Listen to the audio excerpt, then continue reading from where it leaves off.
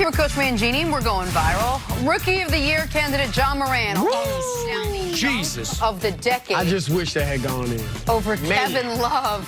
It almost looks like it was, oh gosh. Oh, I mean, that's the closest thing we've seen to the Frederick Vice. So, Kevin Love tweeted, Ja almost ended my professional career with this dunk. That kid is something special. And it's something for us to say and talk about it and watch it from the cozy confines of the studio. Imagine being the guy in the paint standing there and you saw that come at you. Well, Look at his face. That's what, by the way, Kevin Love, who I like, friend of the show. You wanted him to jump. I didn't want him to come over, try to take this weak sauce charge, because this is what can happen to you. First of all, it could be an injury. Luckily, nobody got hurt. Second of all, this can happen to you. No, you say, but he missed. Oh, you say, oh, if you get... That's right. I'm watching the whole thing, and we're excited about the miss. It's the best miss we've seen this year. I'll give you that. But he missed. Listen, it like might a be Beckham the best. highlight. It might be the best missed dunk ever. Since, well, no. In the history of missed dunks. No. In the history of failed shots, this is right up there. Vince Carter in college against Duke at Carolina had about a 50-foot windmill alley-oop attempt that would have been, it was at the tail end of the game. Vince still says that would have been the best dunk of his career.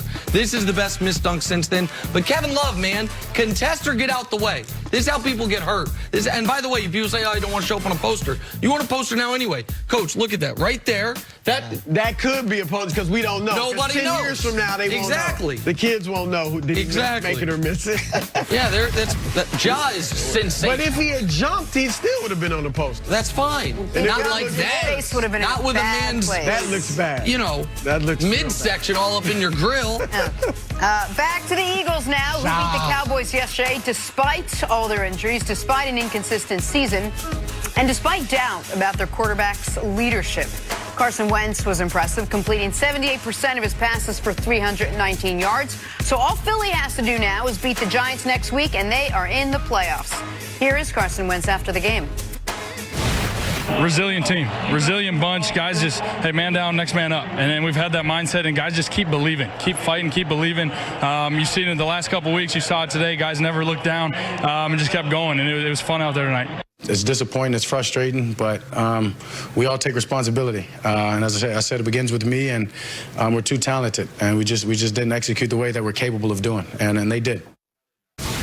We talked a lot about these two quarterbacks who started coming into the season, all throughout the season, and yet here we are. There were two 7-7 teams going up against each other. From what you saw yesterday, did it put Wentz versus Dak debate to bed as well as Carson Wentz played? No, I don't think so. Look, I've always said Carson Wentz is the better physical player as far as throwing the football. I don't think there's ever been any question about that. But this was one win. Not even a playoff game. I get it. It was like a playoff game, but it wasn't a playoff game.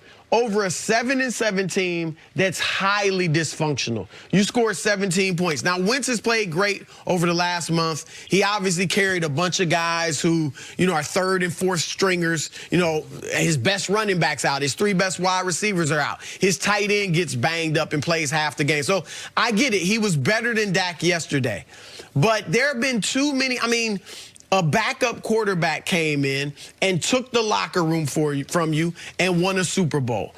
Your leadership has been questioned in report after report after report. I'm not going to overlook all of that because you won a late regular season game. Dak has a lot of room for growth. Don't get me wrong.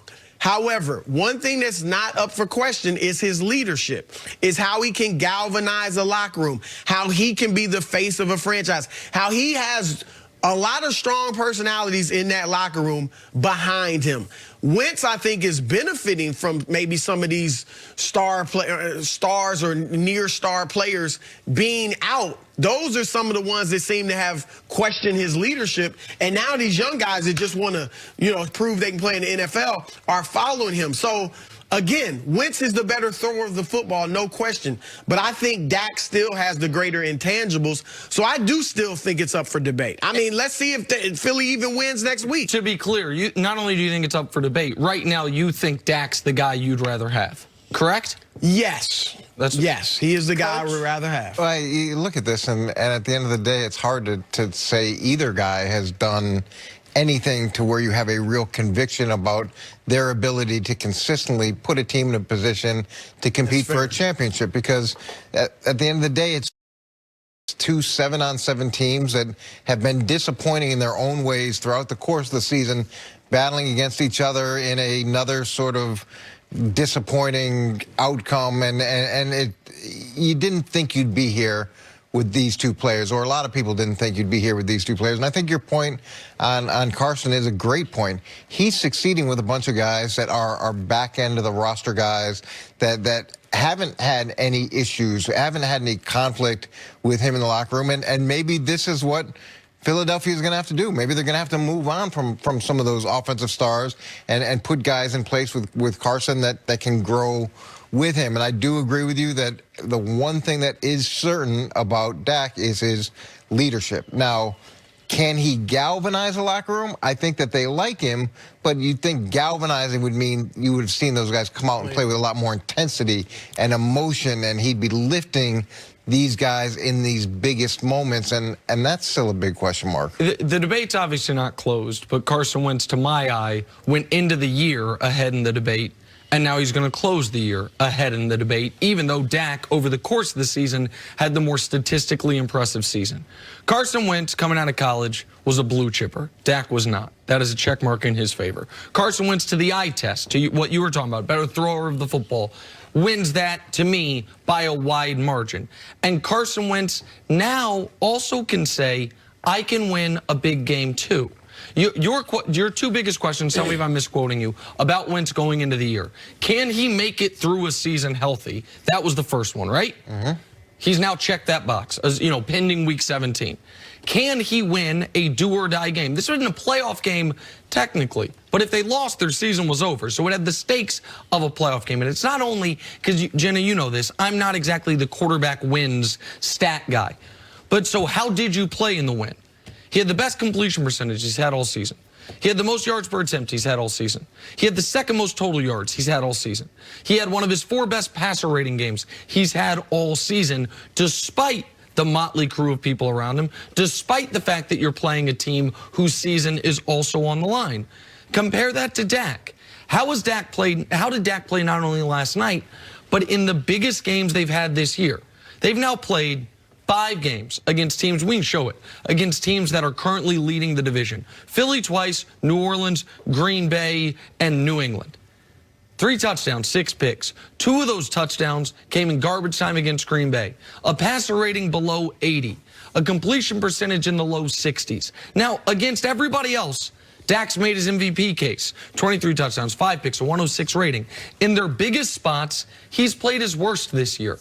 That is for a guy whose biggest attribute is he's a winner, he's a gamer. Now, half of your years, your team has missed the playoffs. Half of your years, you have not won your division, even though there's only been 1 year. There's been another great team in that division. That was 2 years ago, those Philadelphia Eagles. So you outlined all the advantages that Carson had in terms of being a blue chipper and athletically. Wouldn't you say that to this point he's underachieved? And when you look at what Dak has done, wouldn't you say that he's overachieved? Yes. And to say that Dak hasn't been successful in big games. He has had some big games that he's been very successful in the playoff game, right? Playoff game. So now the question is, we've seen what Carson did in this moment, but it isn't a playoff game. We could argue it's equivalent to it, but what is he going to do as in those pressure-filled moments moving forward? This is a nice check mark to have. I don't know that you can end a debate at this point. I agree with you. It's not ended. My point is that it's very interesting. Going into this game, you had Dak ahead. You had it about even. I had Carson ahead. Coming out of the game, you have Dak ahead. You have it about even. And I have Carson still ahead, which is probably the fair way to do it. One game should not be the end-all, be-all on any of those things. But just follow up your point. I would agree with you that Carson, because of health and among other things, has underachieved to a degree, and Dak has overachieved. But if I'm a 4.2 40 guy and you're a 4.9 40 guy, you can run the fastest 40 you've ever run, and I can run my slowest of the year, and I still beat you. So even if Carson was here and Dak was here, and Dak's moved his play all the way to here, and Carson's underachieved to here, he's still ahead to me in the race. Another thing, though, is health. And that, I mean, if you were picking which quarterback was going to lead your franchise going forward, you would have to consider that. And you're right, Carson's healthy this year, but this is the first time since what, like his freshman year in college or something, that he's actually hasn't had any injuries. So I think Dak goes out, plays yesterday, no excuses, and he didn't make any, which I think is a credit to him, but he's throwing with a bad shoulder. And yeah, your point to me cannot be overstated.